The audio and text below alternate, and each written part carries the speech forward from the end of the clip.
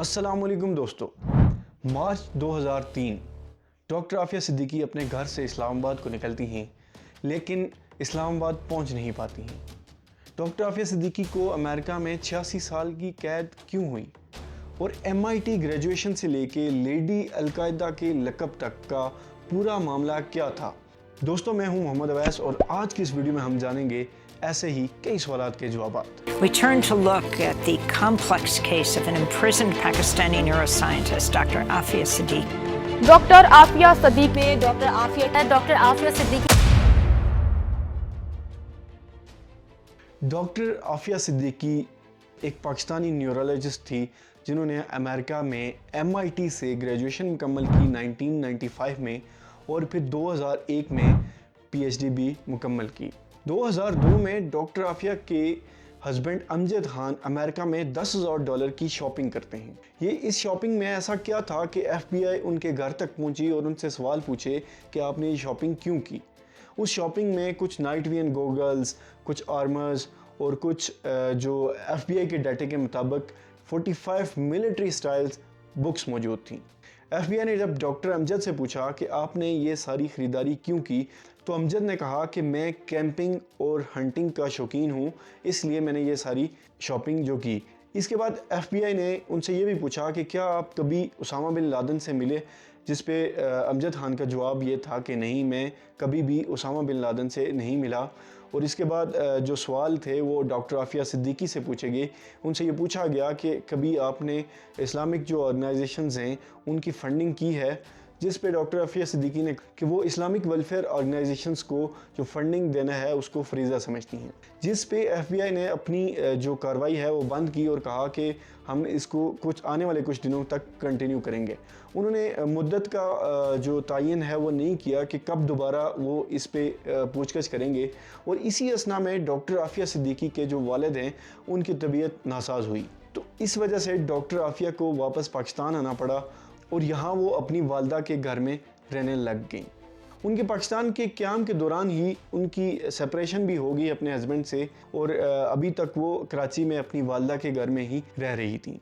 Doctor Afia Siddiqui कैद कैसे हुई या अगवा कैसे हुई, इस केस पे जाने से पहले हम एक छोटा सा केस देखेंगे जिसकी लड़ी मिलती है डॉक्टर आफिया की किडनैपिंग से। अमेरिका ने बाल्टीमोर गैसोलाइन कॉन्स्पिरेसी के तहत कुछ लोगों को नॉमिनेट किया और ये स्टेट किया कि ये लोग बाल्टीमोर के जो पेट्रोल पंप्स हैं उनको बम से उड़ाना चाहते हैं। इनमें कुछ 6 लोगों के नाम दिए गए, जिनमें खालिद शेख मोहम्मद, उज़ैर पराचा, उनके वालिद सैफुल्लाह पराचा, माजिद खान, डॉक्टर आफिया सिद्दीकी और एक और नाम था आमिर अल बलोची। इन 6 के नाम देके ये कहा गया कि ये बाल्टीमोर में एक जो बम ब्लास्ट हैं वो प्लान कर रहे हैं। इस पूरी कॉन्स्पिरेसी में डॉक्टर आफिया सिद्दीकी को जो करैक्टर इम्प्लिकेट किया गया वो ये था कि उन्होंने बाल्टीमोर में माजिद खान के लिए एक मेल बॉक्स या पोस्ट बॉक्स बुक किया या ओपन करवाया। इस वाक़े के बाद अमेरिकन एजेंसीज़ और अथॉरिटीज़ डॉक्टर आफिया का जो दहशतगर्द तंजीमें हैं उनके साथ कनेक्शन बनाना शुरू हो गई। अब मार्च 2003 में कुछ ऐसे अजीब वाक़ात हुए कि जिनकी लड़ी एग्जैक्टली मिलती है कि डॉक्टर आफिया सिद्दीकी को किसने किडनैप किया। 1 मार्च 2003 को खालिद शेख मोहम्मद को पाकिस्तान से अरेस्ट किया जाता है। खालिद शेख मोहम्मद जो कि बाल्टीमोर कॉन्स्पिरेसी का पार्ट थे, लेकिन 9/11 के वाक़े में उनको मेन आर्किटेक्ट या मरकज़ी किरदार भी कहा जाता है। इसके बाद 5 मार्च 2003 को माजिद खान को गिरफ़्तार किया गया और 10 मार्च 2003 को FBI डॉक्टर फौजिया सिद्दीकी जो कि डॉक्टर आफिया सिद्दीकी की बहन है उनके घर पे पहुंचती हैं और उनसे दरकार करती हैं डॉक्टर आफिया सिद्दीकी को, जिस पे उनको बताया जाता है कि डॉक्टर आफिया सिद्दीकी इस टाइम पाकिस्तान में मौजूद हैं। फिर मार्च 28 को उज़ैर पराचा को न्यूयॉर्क से गिरफ़्तार किया जाता है और इसी मार्च 28 को डॉक्टर आफिया सिद्दीकी अपने घर से इस्लामाबाद के लिए निकलती हैं। अब इस्लामाबाद के लिए क्यों निकलती हैं, या क्या उनको पहले से मालूम था कि FBI उनका पीछा कर रही है या कोई एजेंसीज़ या इदारे उनके पीछा कर रही हैं, इसके बारे में कोई वाज़ेह शवाहिद नहीं मिल पाते। लेकिन डॉक्टर आफिया सिद्दीकी इस्लामाबाद नहीं पहुँच पाती। इसके बारे में बहुत सारी थ्योरीज़ बयान की जाती हैं कि डॉक्टर आफिया सिद्दीकी कहाँ गई, उनको कौन लेके गया। बाज़ इन्फॉर्मेशन ये बताती है कि डॉक्टर आफिया सिद्दीकी को कुछ पाकिस्तानी इदारों ने अरेस्ट कर लिया और उसके बाद वो कहाँ गई इसके बारे में कोई इल्म नहीं। पाकिस्तान में लिखी गई एक बुक द आफिया अनहर्ड में एक जो सिंध के सुपरिटेंडेंट पुलिस हैं उनका बयान भी शामिल किया गया, जिसके तहत उन्होंने ये बताया कि उन्होंने डॉक्टर आफिया सिद्दीकी को उनके घर से अरेस्ट किया और पाकिस्तान के एक इदारे के हवाले किया। लेकिन आफिया सिद्दीकी की किडनैपिंग के बारे में जितनी भी खबरें हैं वो अनऑथराइज्ड हैं या उनका किसी के पास कोई सबूत मौजूद नहीं है। बाल्टीमोर गैसोलीन के जितने भी करैक्टर्स थे उनको गिरफ़्तार किया गया और अथॉरिटीज़ की तरफ से रिवील्ड भी किया गया कि ये लोग गिरफ़्तार किए गए हैं, एक्सेप्ट डॉक्टर आफिया सिद्दीकी। 3 साल गुजर जाने के बाद भी डॉक्टर आफिया सिद्दीकी का कोई सुराग मिल ना सका। फिर इसके बाद 2006 में बगराम जेल के एक रिलीज़ प्रिजन मौज़म बेग ने अपनी किताब लिखी, जिसमें उन्होंने अपने वहाँ पे गुजरे अहवाल बयान किए और उन्होंने ये भी लिखा कि वहाँ पे एक खातून कैदी मौजूद हैं जिनकी चीहो पुकार लर्ज़ा तारी कर सकती है। वो चीहो पुकार इतनी दर्दनाक थी कि मौज़म बेग ने लिखा कि वो ख़ुद भी डर जाते। बगराम प्रिजन अमेरिका का एक सीक्रेट प्रिजन था जो कि 9/11 के वाक़े के बाद जब यूएस ने वर्ल्ड के डिफरेंट रीजन्स में अपने सीक्रेट प्रिजन्स बनाए थे, उनमें से ये भी एक था जिनका मकसद वहाँ पे जो टेररिस्ट थे उनको टार्चर करना या उनको इंटरोगेट करना था। मौज़म बेग ने जब वहाँ मौजूद एक गार्ड से पूछा कि यहाँ पे एक खातून को क्यों कैद किया गया है, तो इस पे गार्ड ने जवाब दिया कि वह यहाँ पे किसी खातून को कैद करके नहीं रखा गया। इस किताब को पढ़ने के बाद एक ब्रिटिश जर्नलिस्ट युवान रेडले ने उस खातून की तलाश शुरू की। उसने बहुत से कैदियों के इंटरव्यूज़ किए और कंफर्म किया कि क्या वहाँ पे कोई खातून कैदी मौजूद हैं। उसने इसके बाद एक और प्रिजनर से इंटरव्यू किया और वहाँ उसने भी ये बात कंफर्म की कि वहाँ पे एक खातून कैदी मौजूद हैं। एट द एंड फिर उसने जो आखिरी इंटरव्यू किया एक और प्रिजनर जो रिलीज़ था बगराम जेल का, उसने भी कंफर्म किया कि वहाँ एक खातून कैदी मौजूद हैं जिसको कैदी 650 का नंबर भी एलोकेट किया गया है। इसके बाद युवान रेडले ने उस पुरअसरार खातून की तलाश शुरू कर दी। कैदी नंबर 650 कौन है, इस सवाल को लेके वो दुनिया में निकल पड़ी। उसने यूएस अथॉरिटीज़ से ये कंफर्म भी किया कि क्या वहाँ पे कोई खातून कैदी मौजूद हैं, जिस पे यूएस अथॉरिटीज़ ने मना कर दिया कि यहाँ पे कोई खातून कैदी मौजूद नहीं है, क्योंकि यूएस पहले ही स्टेटमेंट दे चुका था कि वो सीक्रेट प्रिजन में किसी भी खातून को नहीं रखेंगे। इसलिए वो बार बार इस सच को जुटलाने की कोशिश कर रहा था कि डॉक्टर आफिया सिद्दीकी वहाँ मौजूद हैं। इसके बाद 2008 में एक अजीब वाक़या हुआ। 7 जुलाई 2008 को युवान रेडले ने इमरान खान के साथ मिलकर एक प्रेस कॉन्फ्रेंस की और ये सवाल उठाया कि क्या कैदी नंबर 650 वही डॉक्टर आफिया सिद्दीकी हैं जो 5 साल पहले पाकिस्तान से गायब हो चुकी हैं, जिस पे वहाँ की यूएस अथॉरिटीज़ ने ये बताया कि यहाँ पे कोई खातून कैदी मौजूद नहीं है। 17 जुलाई 2008 ठीक 10 दिन बाद अफ़गानिस्तान से ये ख़बर आती है कि वहाँ पे एक खातून को अरेस्ट किया गया और ये वही खातून है जो पिछले 5 साल से पाकिस्तान से गायब थी, यानी कि डॉक्टर आफिया सिद्दीकी। अफ़गान फोर्सेस ने ये बताया कि जब उनको अरेस्ट किया गया तो वहाँ एक गवर्नर हाउस के पास उनको देखा गया और मशकूक दिखने की सूरत में अफ़गान फोर्सेस ने उनको अरेस्ट किया। उनकी जब तलाशी ली गई तो उनके बैग से कुछ डॉक्यूमेंट्स और कुछ केमिकल्स निकले। ये डॉक्यूमेंट्स और केमिकल्स दोनों बारूद बनाने के काम आते थे।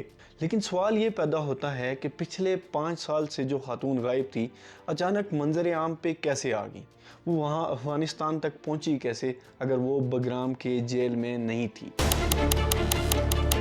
जब अफ़गान फोर्सेस ने यूएस अथॉरिटीज़ को नोटिफाई किया कि डॉक्टर आफिया सिद्दीकी को उन्होंने अरेस्ट किया है, तो यूएस अथॉरिटीज़ ने ये विलिंग ज़ाहिर की कि वो डॉक्टर आफिया सिद्दीकी को अपनी कस्टडी में लेना चाहती हैं, जिस पे अफ़गान अथॉरिटीज़ ने इनकार कर दिया और उनको बताया कि आप यहाँ से डॉक्टर आफिया सिद्दीकी को लेके नहीं जा सकते। इसके बाद यूएस अथॉरिटीज़ की तरफ से एक सीन प्लॉट किया गया और डॉक्टर आफिया का एक इंटरव्यू कंडक्ट करवाया गया। इस इंटरव्यू को एक ऐसे रूम में कंडक्ट करवाया गया जिसको पर्दों के ज़रिए तकसीम किया गया हुआ था। एक तरफ डॉक्टर आफिया सिद्दीकी थी और दूसरी तरफ यूएस अथॉरिटीज़ के लोग। और अकॉर्डिंग टू यूएस अथॉरिटीज़ वहाँ पे एक सोल्जर ने अपनी बंदूक नीचे ज़मीन पे रखी और अचानक डॉक्टर आफिया सिद्दीकी दूसरे रूम से निकल आई और उन्होंने वो बंदूक उठा ली, जिसके बाद उन्होंने फायरिंग शुरू कर दी।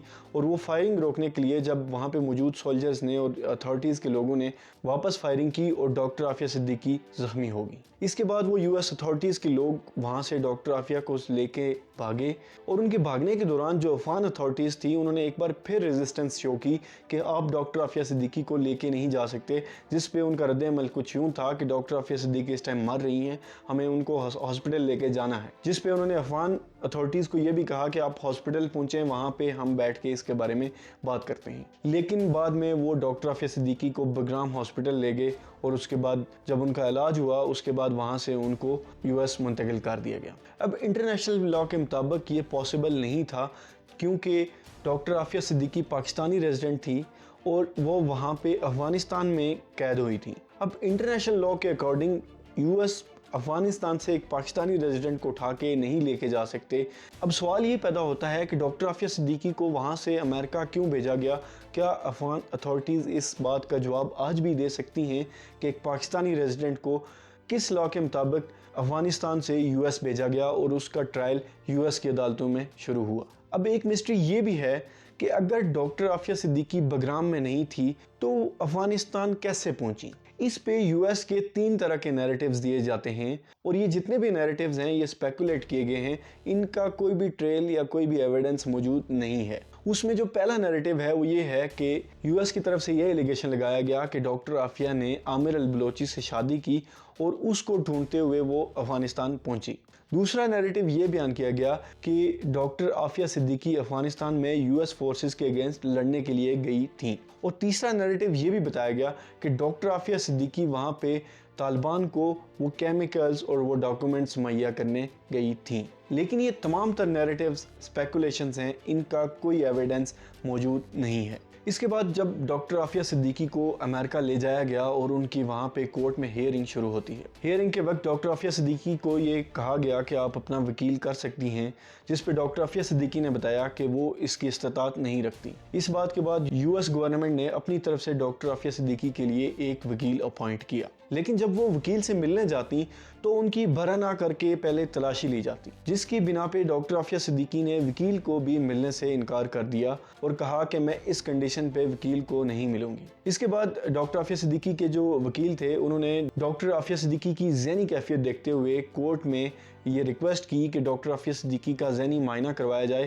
ताकि इस बात को यकीनी बनाया जाए कि डॉक्टर आफिया सिद्दीकी अपने ट्रायल पे पेश होने के काबिल हैं भी या नहीं, जिस पे कोर्ट ने डॉक्टर आफिया सिद्दीकी के लिए साइकेट्रिस्ट अलॉट किए। लेकिन डॉक्टर आफिया सिद्दीकी ने साइकेट्रिस्ट को मिलने से भी इनकार कर दिया। वो जब वहाँ जाते भी तो डॉक्टर आफिया सिद्दीकी अपने कानों में उंगलियां डाल लेते और उनसे किसी किस्म का तावन ना करती, जिस पे बाद में जब साइकेट्रिस्ट ने रिपोर्ट्स दी और उन्होंने कहा कि डॉक्टर आफिया सिद्दीकी ज़हनी तौर पर किसी तरह भी बीमार नहीं हैं बल्कि वो ठीक हैं। इसमें उन्होंने ये मेंशन किया कि डॉक्टर आफिया सिद्दीकी अगर बरा ना होने की वजह से वकील से नहीं मिल पाती और सेम उसी टेन्योर में अगर कोई इनकी फैमिली से या पाकिस्तान एम्बेसी से कोई डेलीगेशन उनसे मिलने आता तो वो बरा ना हो के चेकिंग करवाने के बाद भी उनसे मिलती। तो इस बात से उन्होंने यह अख़ज़ किया कि डॉक्टर आफिया सिद्दीकी को पता है कि कब किससे मिलना है और कब किससे नहीं, और इसके बाद हियरिंग शुरू की गई। इस तमाम तर केस में डॉक्टर आफिया सिद्दीकी का जो किरदार था या उनका रवैया था वो माकूल ना था। वो खुद अपना केस लड़ने में इंटरेस्टेड नहीं थी।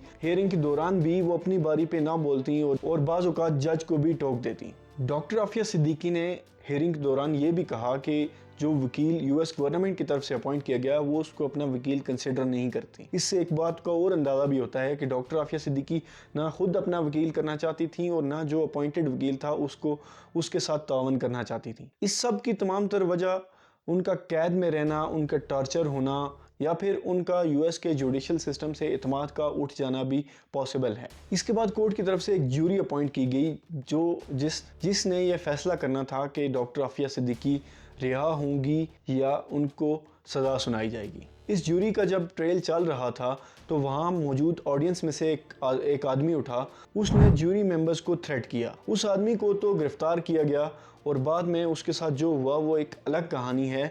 लेकिन इस वाक़े के बाद कोर्ट ने वो जो ज्यूरी मेंबर्स थे उनको तब्दील कर दिया। बाद में नए आने वाले ज्यूरी मेंबर्स ने जब डॉक्टर आफिया सिद्दीकी के साथ बातचीत की और उन्होंने कोर्ट को बताया कि डॉक्टर आफिया सिद्दीकी गिल्टी हैं इस केस में, जिसकी बिना पे यूएस कोर्ट ने डॉक्टर आफिया सिद्दीकी को 7 ऑफेंसेस की बुनियाद पे 86 साल की कैद दी। 7 ऑफेंसेस की जब क्यूमुलेटिव सज़ा मिलाई जाती थी तो 35 से 40 साल का दौरानिया बनता था कैद का। लेकिन टेररिस्ट केस में यूएस के जज के पास ये राइट होता है कि वो एक्सपेंड कर सकता है उन ऑफेंसेस को।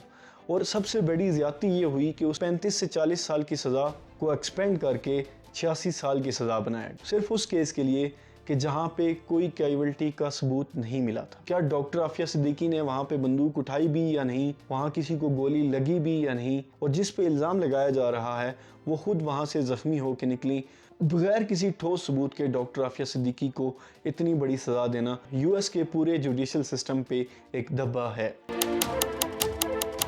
बाद में डॉक्टर आफिया सिद्दीकी ने अपनी टेस्टिमोनी में ये भी बताया, उनके ज़राए से उनको ये खबर थी कि पहले जो जूरी मेंबर जिनको चेंज किया गया वो उनके हक़ में फ़ैसला करने वाले थे। यहाँ पे एक बात मैं और क्लियर करता जाऊँ कि ये जो डॉक्टर आफिया सिद्दीकी को सज़ा हुई ये मर्डर केस की सज़ा थी जो गजनी में इंसिडेंट हुआ था। बाकी जो उनके गुज़श्ता केसेस थे जैसे कि उज़ैर पराचा केस और जो टेररिस्ट ऑर्गेनाइजेशंस को फंडिंग के केसेस थे उनमें डॉक्टर आफिया सिद्दीकी को कोई सज़ा नहीं हुई बल्कि बरी कर दिया गया था। इसके बाद एक अपील की गई जो कि रिजेक्ट हो गई और बाद में एक एप्लीकेशन दी गई कि इस केस को दोबारा सुना जाए, लेकिन इसको एक कोइंसिडेंस कहा जाए या एक प्लॉटेड केस कहा जाए कि वो एप्लीकेशन वाला केस भी सेम उसी जज के पास चला गया जिसने पहले ही डॉक्टर आफिया सिद्दीकी को 86 साल की कैद की सज़ा दे चुका था। ये खबर मिलने पर डॉक्टर आफिया सिद्दीकी ने उस जज को अपना केस सुनाने से इनकार कर दिया और ये कहा कि वो जज बाइस्ड है। उसी असना में इस जज की मुलाकात एक पाकिस्तानी एम्बेसडर हुसैन हक्कानी से भी हुई थी और डॉक्टर आफिया सिद्दीकी का ये कंसर्न भी था कि इस मुलाकात में क्या तय पाया है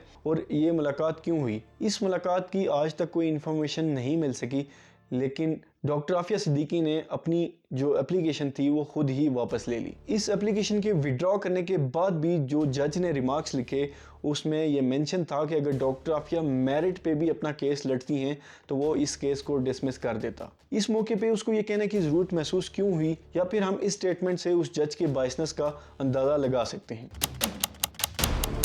इस तमाम तर इन्फॉर्मेशन के बाद हम अब तक ये बात नहीं जान पाए कि अगर डॉक्टर आफिया सिद्दीकी बगराम में नहीं थी तो वो उन 5 सालों में कहाँ थी। एक ऐसा केस जिसमें कोई कैजुअल्टीज़ नहीं हुई, उसकी बिना पे डॉक्टर आफिया सिद्दीकी को 86 साल की कैद की सज़ा क्यों दी गई। दोस्तों, इस तमाम तर इन्फॉर्मेशन को सुनने के बाद आपकी क्या राय है इस केस के बारे में, कमेंट बॉक्स में ज़रूर बताइएगा।